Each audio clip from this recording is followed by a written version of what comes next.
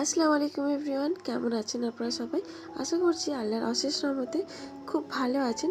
আলহামদুলিল্লাহ আমরাও ভালো আছি। মাহফুজা ব্লগ চ্যানেলের আরও একটি নতুন ভিডিওতে আমি মাহফুজা সবাইকে স্বাগতম জানাচ্ছি। প্রায় অনেক দিনই হলো আমি ভিডিও ছাড়তে পারি না, একটু বিজনেসের চাপের জন্য। তো অনেক দিনই পরে আপনাদের সাথে আরও একটা নতুন ভিডিও উপস্থাপন করছি।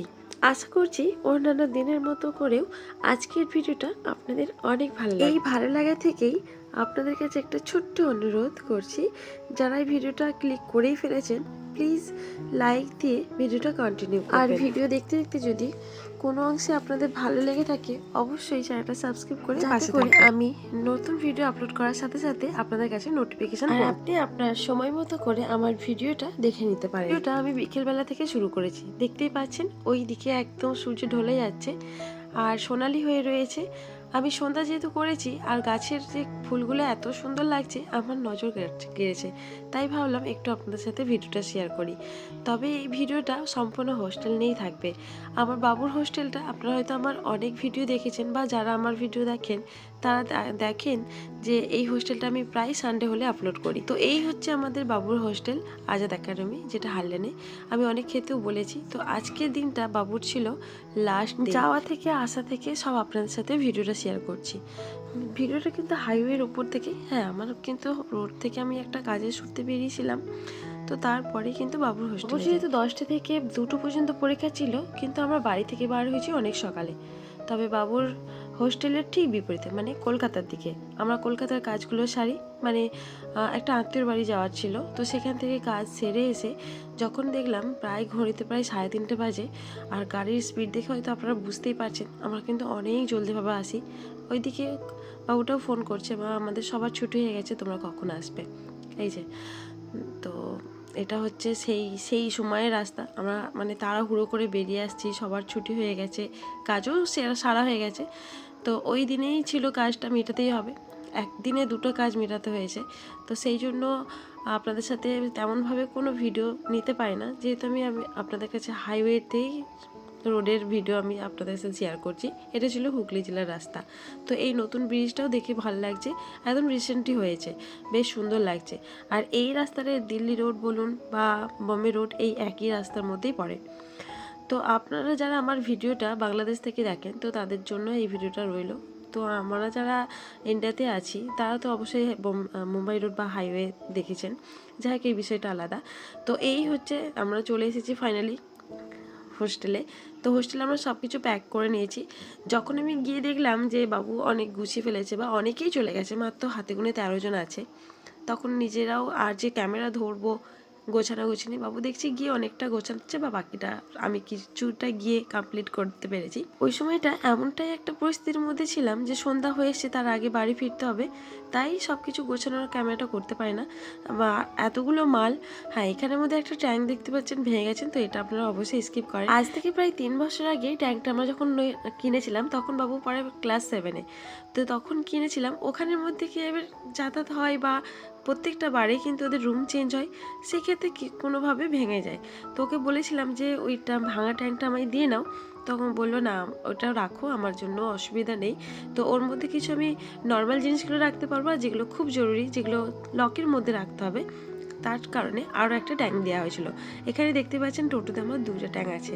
আর এখানের বাচ্চারা অনেক ছোট, হোস্টেলের বিশেষ করে 5 আর 6-এর বাচ্চাগুলোকে দেখলে আপনাদের চোখেও পানি চলে আসবে।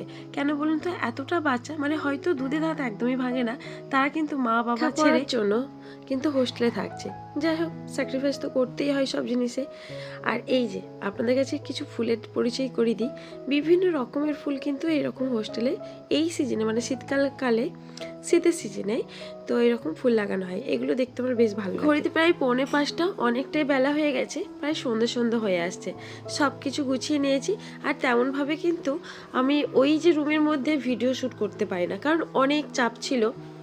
ডিবে ডাবা একটা একটা করে বইগুলো গুছিয়ে নেওয়া, অনেক কিছু মাল। তবে একটা টোটোর মধ্যে ভরে গেছে, আমরা যে কোনো রকমভাবে বসেছি। দু সাইডে যেরকম মানুষ বসে ওগুলো ওর সামান, ওর কম্বল, 2টা ট্যাঙ্ক, বালতি করে, ঝাঁকি করে, বিস্কিটের ডিবে করে অনেক ভর্তি হয়ে গেছে। শুধু আমরা দুইজন দুই সাইডে বসতে পেরেছি, আর বড়োবাবুকে দিয়েছি সামনে। দেখতে পেলেন ওই যে বড়োবাবুটা বসে গেল। তো এই ছিল হচ্ছে মানে হোস্টেল থেকে লাস্ট বিদায় দিন। আমার তো এতটা মন খারাপ লাগছিল, তো ওর কীরকমটা লাগছে। সত্যিকার আমি বারবার মনে হচ্ছিলো যে এই হোস্টেলে আমি প্রায় সানডে হলে আসতাম, মানে রবিবার হবে আর সেই রকম তাড়াহুড়ো করে রান্না করা। একটা টার্গেট থাকে যে আমাকে 10টার মধ্যে বেরোতে হবে, সেখানে 12টার মধ্যে পৌঁছাবো। বাবু আমার জন্য ওয়েট করে আছে।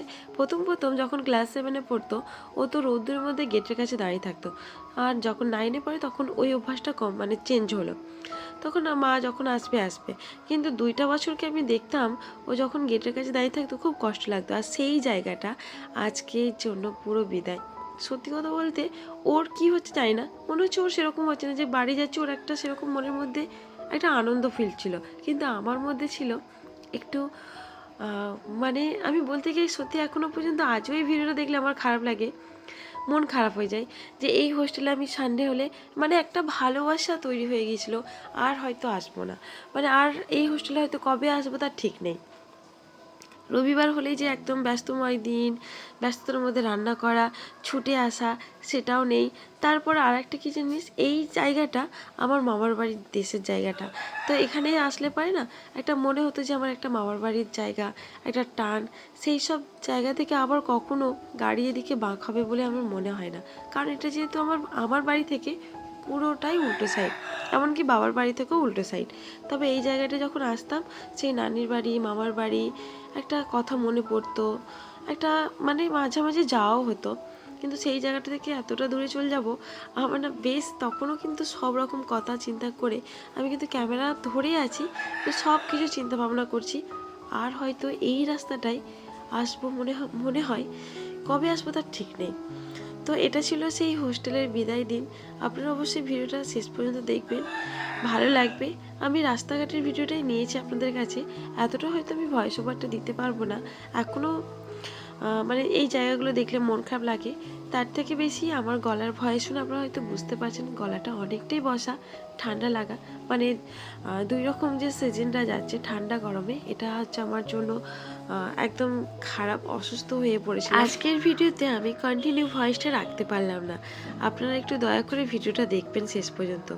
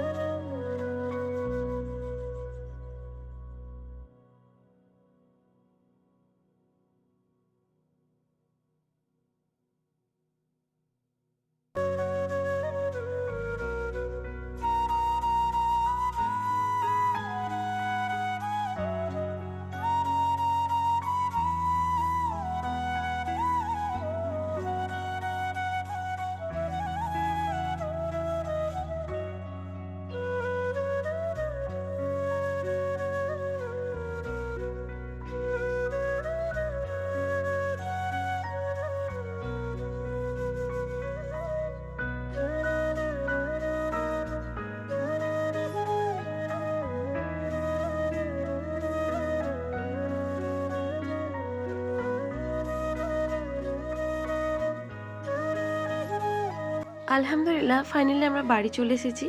আপনাদের ভিডিওটা যদি ভালো লেগে থাকে অবশ্যই একটি লাইক কমেন্ট করতে একদমই ভুলবেন না। আবারও দেখা হবে আপনাদের সাথে কোনো একটা নতুন করে ভিডিও নিয়ে। আপনারা ততক্ষণ ভালো থাকবেন, সুস্থ থাকবেন। আল্লাহ হাফেজ।